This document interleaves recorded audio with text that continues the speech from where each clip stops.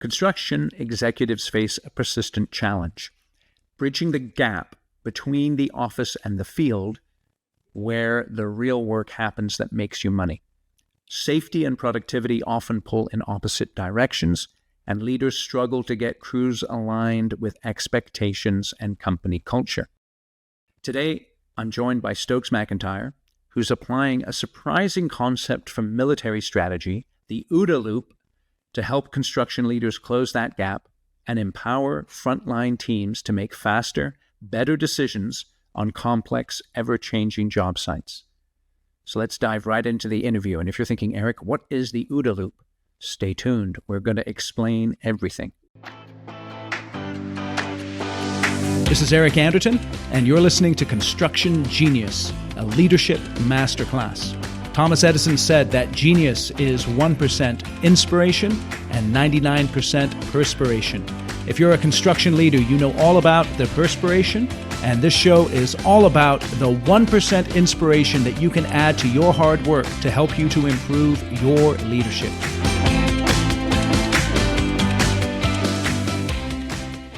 Stokes, welcome to Construction Genius.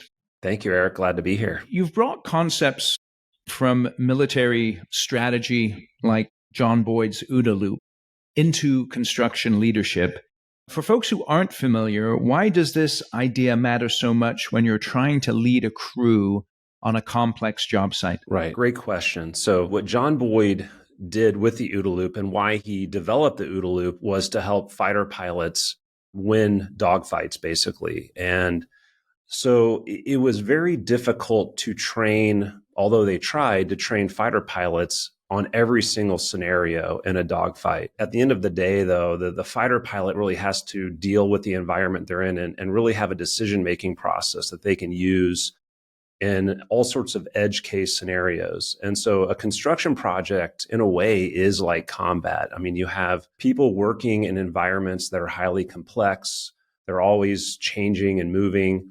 And so using something like the OODA loop helps every individual be ready to make decisions that are going to lead to good outcomes for them. So in a way, you can try to train a worker on every single scenario, but you just can't do that. So the OODA loop is really a framework that helps every worker do their best to make decisions. And what John Boyd talked about was we are influenced by 6 key things that help us make decisions. And so that's a key part. And we as leaders can actually influence how people make decisions through this concept. Okay, so I want to get to those 6 key things. But first, OODA, that doesn't sound like a real word. It's an acronym. I know it is, but please break down for the audience the acronym. Right. So the acronym is Observe, Orient, Decide, Act. And so, that's what it means. And really what Boyd did was break down how we as humans really engage with our external environments. Okay, so let's talk about each one of those and try and relate that to the construction site. The first thing is observe. Give me an example of what that looks like in terms of making decisions in a complex environment like construction. Right. So imagine you're a worker and let's say you have a task where it requires you to reach a higher elevation. You're going to have to go up and do something. And so as a worker, you're naturally going to observe that environment. You're going to take in, and it's done very quickly. We're doing it with our fast brain, right? And so that's step one, is just taking in your environment and you're assessing, how am I going to get to that next level? Am I going to use a ladder? Am I going to use a lift? It's those little simple observations before a task that occur. So I'll stop there before we can get into the next phase. No, it's great. So I've observed, then orient. What's the difference between observation and orientation? Yeah. So in the orient phase is when your mind is assessing what you've observed. So I've observed that I have to go up to this higher elevation. There's a ladder there. There's a lift there. And now your mind is going to orient to that. It's going to process it. And then that's going to lead to a decision that you make. And that's where those 6 inputs happen. The orient phase is really, I would say, the most critical aspect of the OODA, in that you're using all of the inputs that you have to decide what you're going to do. Okay. And so then after you've oriented, the D is decide, A is act, but there's this idea of a loop. Why is it called a loop? Right. The loop is because once you've acted, you've changed your environment, right? So I've decided to climb up a ladder. Now I'm in a new situation and I must OODA again. And that was really what John Boyd said. The faster you can OODA, the more likelihood you are to beat your opponent, right? In dogfighting, your opponent is an enemy fighter. On the job site, the enemy might be entropy or the complexity of the job or the things out there, the force of nature that's maybe trying to hurt you, right? Right. You're constantly, as your circumstances change, you want to be OODA looping so that you can stay on top of it. So obviously the idea of speed is essential in construction. We're always constrained by the schedule or driven by the schedule, and we want to do things as quickly as possible. But then also you have to take into account the safety aspects, obviously. Right. And there's a constraint on how fast I can go based on how safe I am. So how do I balance those two requirements there?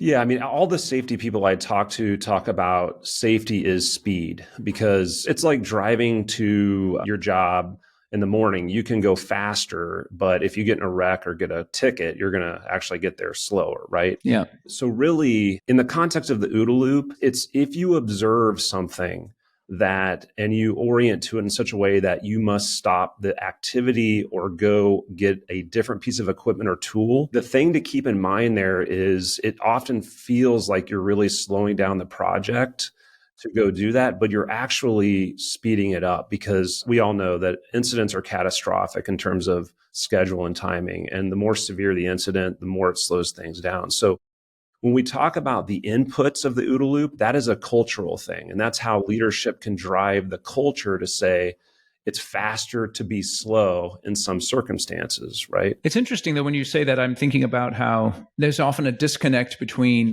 leadership and troops on the front line in this sense that leadership has an expectation of how fast something should go. And yet the troops are actually communicating up the chain of command. That is not the case. It can't go that fast because of a variety of reasons. And then that can create conflict based on whether or not leadership thinks those are reasonable concerns or whether they look at them in a different way. How do people handle that kind of gap there sometimes between the frontline troops, so to speak, and the leadership that has good intentions, but perhaps are not in the midst of the battle? Yeah, I mean, what I've observed, and obviously this is a generalized statement, but there is a breakdown in communication from the field and the trailer or even the executive leadership, right? Yeah. And so what you're talking about there is how do we make that connection and allow crews, foremen, superintendents to push information upstream and allow leaders to make new choices based on, I mean, the OODA loop goes both ways, right? Like Yes. leadership has to OODA as well. And Yes. based on what they're observing, they have to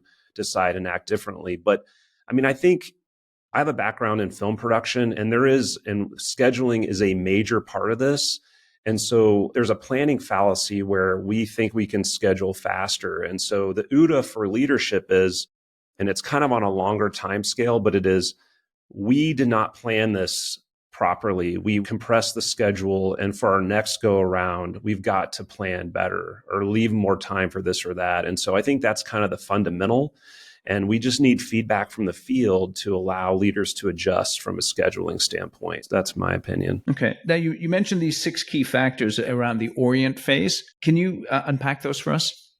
Yeah. So what influences your decisions? And again, I think Boyd just really captured how humans work, but your knowledge, what you've learned influences that, your experience, like what you've experienced in your life, the culture that you live in. So that could be your personal culture, the job site culture, the company culture, the values that you hold, right? Both the values of your organization that you've learned or your own personal values, your motivations, right? Those also can determine how you make a decision. So that really gives you a roadmap for how leaders can actually influence these decisions because we can help set the culture. We can help motivate our teams in a certain way. We can convey our company values. We can train and pass on knowledge, and we can affect experience. So it really is a roadmap on how we can influence how people make decisions. Okay, so I got knowledge, experience, culture, motivations, and values. What's the 6th one? The information. Okay. Yeah. So knowledge and information, it's day-to-day information, right? Knowledge is what you've been trained and you retain. So there's a differentiation there. Think about the last time you promoted someone into a leadership role and it failed. Why did it fail? I can tell you one reason. People know how to build projects, but they don't know how to build and lead teams of people. Construction comes with its challenges that only insiders truly understand. Generic leadership training doesn't cut it. You need a program to train your leaders built specifically for construction professionals led by an industry expert. And my online course, The Shift, is exactly that course. It has 5 modules. It'll teach your people how to control their calendars and reduce stress and embrace chaos and accomplish their critical tasks. It will teach them the 3 essential messages they have to communicate every day in order to motivate and lead their team effectively. It'll show them how to build and lead a high-performing team, give them a framework for running effective meetings so they'll be able to solve problems in less than an hour, and also give them a higher perspective on their leadership that will enable them to work on the business and on their teams and not get stuck in the weeds micromanaging. So go out to my website, theshift.constructiongenius.com, read all about the course, and then enroll yourself and your leaders in the course, and I guarantee that it will transform your leadership. If it does not, you take the whole course and you didn't get benefit from it, you just send me an email, eric@constructiongenius.com, and I will cheerfully refund you 100% of your money. I'm really confident this course will transform your leadership. So again, go out to the website, theshift.constructiongenius.com, learn more about the course, and start taking it today. Okay, and so taking those 6 things into consideration, that then affects how I run the OODA loop? It does. As a person, if I'm going to observe, let's use the ladder. Let's use the task where I'm trying to get to an elevated surface.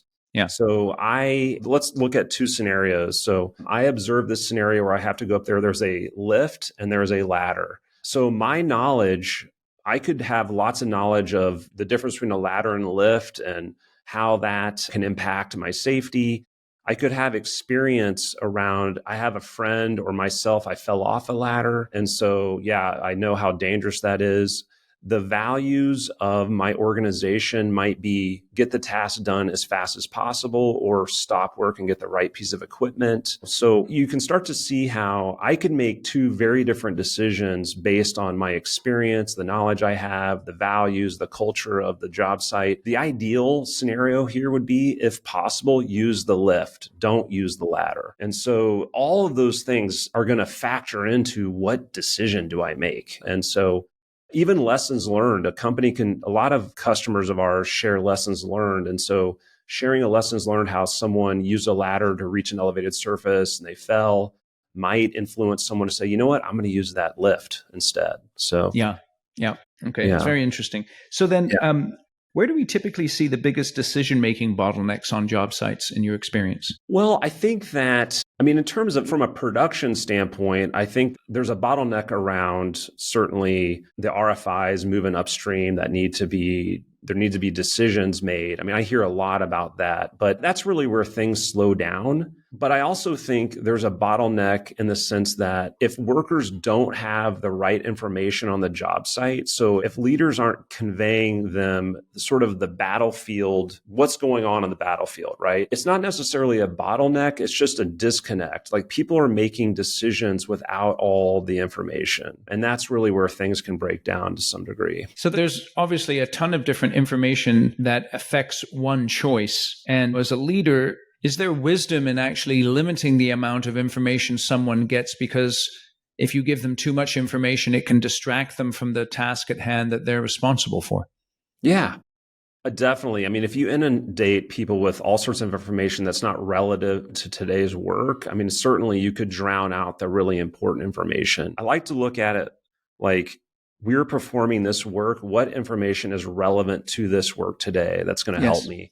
So like, a lot of the injuries you see are cross trades. So you have activities happening, let's say on a scaffold, and another trade's having to move materials, and there'll be a disconnect, and just the machine will hit a scaffolding and injure someone from an entirely different trade, right? So information like, hey, we're going to be moving materials over around this part of the site might help another trade to make some decisions based on how they're going to do their work. So that kind of critical information on the day is really important. And I mean, the reason why we kind of went down this road is because we did some research and we visited a lot of job sites, and I would hear stories like, well, we would have a morning meeting with the foreman, but the crews are trying to hear what's going on. They're trying to understand like what is happening today on site so we can adjust our work. So there was a real yearning for more information about just the day-to-day tactical, what's happening on the job.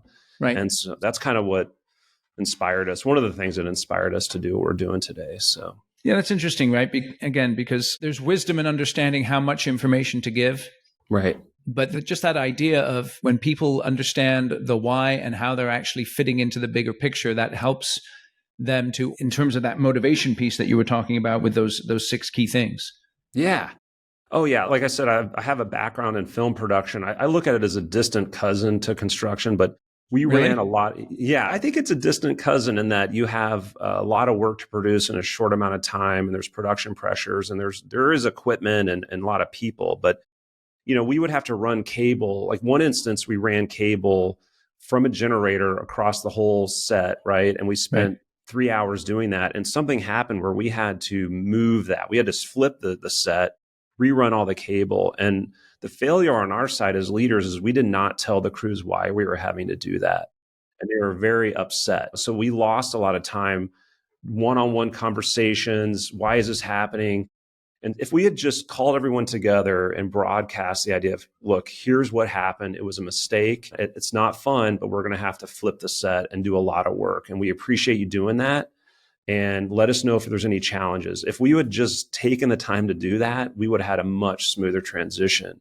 And that's that why you're talking about. The crews want to know why they're having to do some of this stuff. And I think that really helps with their motivation. So then, as we're thinking about this whole idea of cycling the loop faster, who in the org chart needs to be cycling the loop faster, and who often gets stuck when it comes to cycling this loop of the OODA as quickly as possible? Well, I think as you move up the organizational chart, your time scale of the OODA is longer. So if you're a CEO, your time scale might be really far out. I mean, it could be a year or 2 or 5, right? And so if you're a frontline worker, your OODA is happening every minute, every 30 seconds. Yes. So where do they get stuck?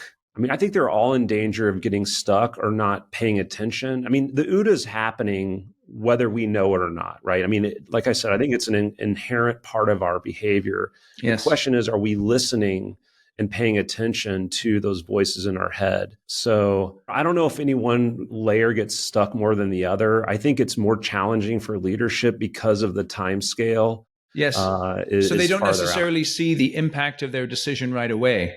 Exactly. Yeah. And so the decision making, sometimes you may feel compelled to make a decision when, in fact, taking a little more time to think through your knowledge, your experience, your motivations, and all those kinds of things can help to make a better decision. And then once the decision is made, you don't see the impact of it right away. Exactly. I mean, how I use the OODA as a leader is I actually start writing down, okay, what are my beliefs around this? Like, what are my values? Yes. So you can't do that in the field. A field worker can't be like, let me pause and write down all my values and everything. But a leader can. They can take that time. Of those 6 factors, again, the knowledge, experience, culture, motivations, values, information, which one do leaders most neglect or misunderstand? And why do you think that is? I think culture is one that everyone hears that word. I feel like there's a lot of talk about it at leadership level conferences and safety conferences. I don't know if it's pushed to the field to the extent it needs to be. And that is due to the breakdown in that communication channel between the field and the leadership. Because right now, for the most part, it's generally executive leadership, project leadership, superintendents, foremen talk to field. So how do you really establish a culture through all those channels or all that? I call it the telephone game, right? Yeah. So I think that's one. I think also just tactical information is also left out. It's not relayed. We see a lot of people that turn on our system are suddenly delivering lots of very pertinent information that crews are really liking. So I think those are 2 areas that I see where they're maybe on the radar, like culture's on the radar, but it's not fully executed. And a lot of times information just isn't on the radar at all. And just so we're clear here, when you use the word culture, what do you mean by that? Culture, it's really what, in a way, I've heard someone define culture as what you allow to happen. So what you allow to happen, it's sort of, is our culture one where you can go ask a question? Can you go to a leader and ask a question? And is that leader going to be mad at you for asking a question, or are they going to listen to you and try to answer your question and support and coach you? So that's what I mean. I mean, it's if you allow people to just do tasks where they're picking the wrong tools, all those things, I mean, have you set the right culture there? Now, I think what's interesting for construction companies is there can often be a disconnect between the culture of the office and the culture of the job site because of the essential difference in what is done in the office and what is done on the job site and who is doing it.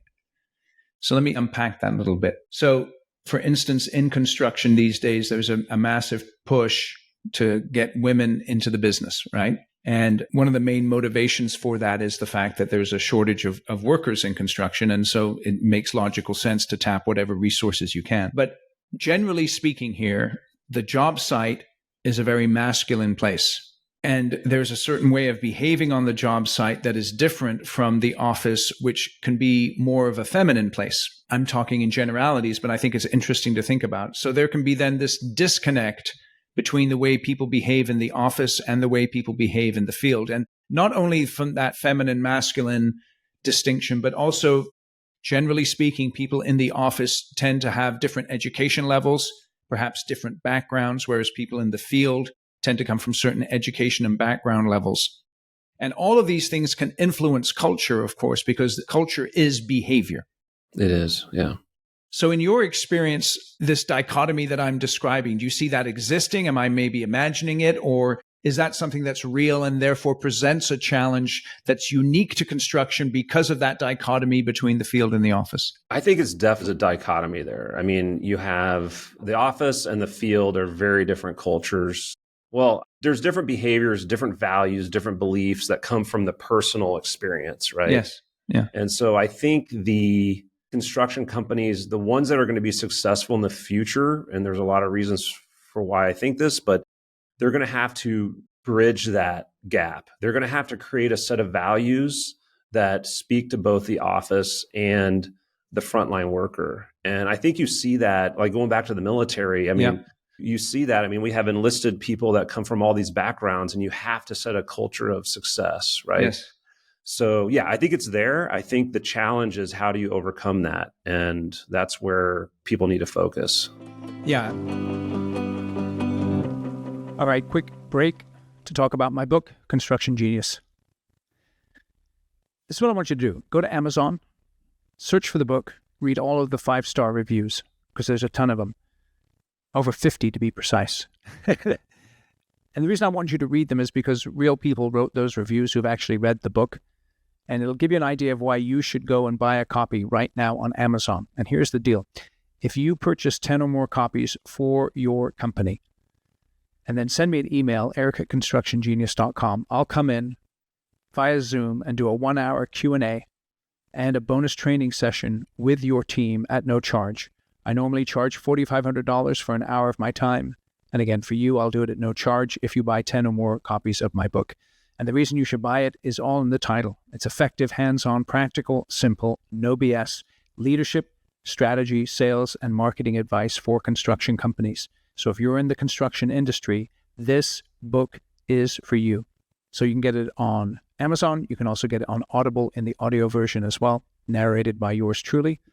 And I know you'll really enjoy it. So go out and get the book. And now back to the interview. I think it requires a tremendous amount of leadership there, obviously. And you need those bridge builders between the office and the field. Ideally, I mean, the best folks for this are people who've come out of the office into the field, and so that they are comfortable in both environments and they can sort of flex between the two of them. 100%. I know a leader of a trade contractor that started as a laborer and now is the vice president, but he'll go work in the field. Like Yeah. he will go spend time and work and gain the trust of the people in the field. He knows them very well. He knows that they miss their families, that they're dealing with certain challenges in their day-to-day lives. He understands their financial challenges. So all of that can really help to build that bridge. Yeah. It's interesting, even just from the perspective of one of my sons is doing an internship as a laborer in a construction company right now. And he's the kind of guy who's got a lot of energy and et cetera, et cetera. But he's coming home at the end of the day and he's absolutely exhausted, right? Right. And Exactly. just that physical component of construction work is something that people don't understand when they're in the office all the time. Yeah. And that obviously has a tremendous impact on the way people behave, because if I'm physically tired, that changes the way I behave in many cases. 100%. Yeah. I mean, some of my toughest meetings have been sitting in a trailer talking with people that work in the field, and you can just see it's 3 p.m. They started working at 6 a.m. or whatever, and they're just absolutely exhausted. It's just amazing. Just exploring this a little bit more, in your experience, what is the biggest gap between what the office thinks it's communicating and what the field is actually hearing and acting on? The biggest gap between what they think they're communicating. I mean, I think that one of the things we've done, we're involved with a captive insurance company, and we do these surveys that it's really culture focused, and it surveys the leadership and it surveys the field. And there's often a big disconnect there. Yeah. So I think that the office feels like they are communicating their values, and, values can kind of make up the culture, right? So they're communicating their values, but we just don't see it get to the field. So I think, and I go to a lot of conferences where a lot of safety executives, we're all sitting around saying, hey, we're focused on this or that, but it just doesn't make it out to the field. Like if you go do those surveys, the field is not hearing the values of the company. It's just not making it out there. It's like using a combat again. It's like that far out base where it's in the heart of darkness, right? It's way out there, and they're just not receiving the information. Yes. So okay. So then what do you think are some of the things that the construction industry can actually do about this? Because, we're talking about things that to my audience would not be unfamiliar. They're like, yep, we understand that these problems exist. But there's always this desire in construction, no matter how difficult it might be, to incrementally improve. So what are areas that you're focusing on through your company, MindForge, to kind of push the needle in terms of these improvements? Right. What I'm really passionate about, and I wake up every day trying to figure out, is how do we allow leadership to directly connect and influence their people in the field? I think that is really something to focus on. Building that connection, whether you use software, technology, however you do it. I mean, honestly, I would love to sell my software, but I don't care. I'm really passionate about people making this connection. If you can make that connection where you can reach a CEO, can make a video that talks to every worker, not only their employees, but their trade contractors, right? And they can hear them talk about why they value certain things and what their expectations are. I just feel like that's really important to deal with this. And there's a lot of focus on technology right now around drones or robots that walk on our site. We need to focus on how can we leverage technology to better communicate with our teams, to set the culture, to set our values, convey our values. So talk more about that specifically as you've been working through that thought process and working on that problem. What does MindForge specifically do that helps a company to improve their communication? Yeah. So what we've done is, when you're dealing with construction, and particularly if a general contractor is running a job site, right, you rely on all these trades to come together and do work together to make a project successful. And so one of the challenges there is you have all these disparate workers from different companies working together. And so the first thing we did was, okay, we need to get all these people into a network. We need to get them into a unified place where then I can have them as my audience and speak to them. So what we focused on was just ease of onboarding all of these crew members, whether they be 50 on site or 3,000, right? And so that was one. And then the second thing is we created a platform that allows you to broadcast information to all those workers right to a mobile app. And they can include videos, images, text. And then also we provide site orientations, because we believe that the site-specific orientation is where the communication begins. It's where you introduce your project leads, You introduce, I mean, I've seen presidents get on the site-specific orientation and talk about what they expect and what values they hold as a company. And you tell people, here's where you park, here's our safety expectations, and then you begin the ongoing communication with them. And so that's what we've tried, just to really bridge that gap between the leadership and the workers, because otherwise it is just a relay. It's a relay of information. And so I know it seems so simple, but there is a gap there. So. Yeah. So share a real world example of how MindForge has transformed communication or decision making on a specific project. Yeah.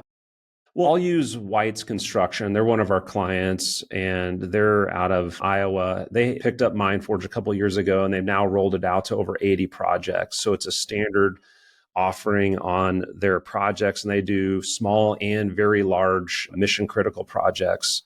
So on their projects, just to give you an example of one, it was a mission critical project. I think they had, over 500 workers on it. But their teams have picked up MindForge and every day are delivering key information to workers, preparing them for weather, preparing them for where they need to walk on the site. And they've even had contests where they engage workers through the system. So they had like an ugly boot contest where people could turn in pictures and engage with the system that way. Yep. And what we're hearing is a couple things. One is, the feedback we're getting is, hey, our workers, we feel like we can connect with them and unlike we ever have been able to do before. Like a safety person on that job can immediately let people know of situations or share lessons learned. And this is actually another job, but there was an airport job that White's was on, and the safety person told me they cannot allow debris to blow onto the runways. And so there was high winds approaching, and they just sent out a message to every worker, like, make sure today we get everything buttoned up. All the materials are strapped down because we have high winds approaching and we cannot have this blowing on the runway. And they said in the past, they would have to go talk to the leaders of each trade, but they were able to reach the workers directly and they saw a cleaner job site. So they felt like it just empowered every worker to take ownership of that little task. If you see something, pick it up, let's throw it away. So that's just one little example of how we've impacted some of the job sites. So looking ahead 3 to 5 years, how will the very concept of job site communication evolve, and what will winning contractors be doing differently, do you think? I think that a winning contractor is going to go from, I know this may be a generalization, but it's going to go from, hey, these workers, they're just people out there doing our work. And we've talked about there's a little bit of a difference between how you treat your employees in the office and the people in the field. And I think consolidating those and looking at field and office as one group of people, and that includes trade partners, right? One group of people who we must engage with all the same employee retention and cultural engagement that we do. Like we need to do that 100% with our field. And I think technology is going to evolve to allow us to do that better and faster. So there's going to be, just like and if you've seen that movie 1917, it was a Sam Mendes film. Yep. The whole movie is about a guy running a message to the front, right? Today they use radio and it's done instantly. So I think technology is going to continue to evolve, and our points of view as leaders is going to evolve, where we're going to maximize and be smart about communicating with the field. What do you think is going to be one area that surprises people in terms of the deployment of technology in construction? Yeah, I mean, one thing that I believe construction deals with is burnout. People work really hard, and yet we still see a bit of a decline in productivity. I mean, there's reports that say there is. I think that's probably leveled off and improving now. But I think in the future with technology, we're going to see really beautiful structures built that we live in. So we're going to see the beautiful structures that we all want move through all aspects of our life, right? Like there's going to be structures we can build for less cost and better because we're going to be highly efficient. And also our workers are going to be less burned out doing it. Interesting. And our mental health is going to improve. I think that's how we have to leverage technology. Excellent. So Stokes, tell us just a little bit more about MindForge and who your ideal clients are and how people can contact you. I appreciate it. Yeah. So MindForge is a software platform that is meant to connect the field leadership and executive leadership with the frontline crews. And we're an app that allows you to do that. And you can provide also training through the system.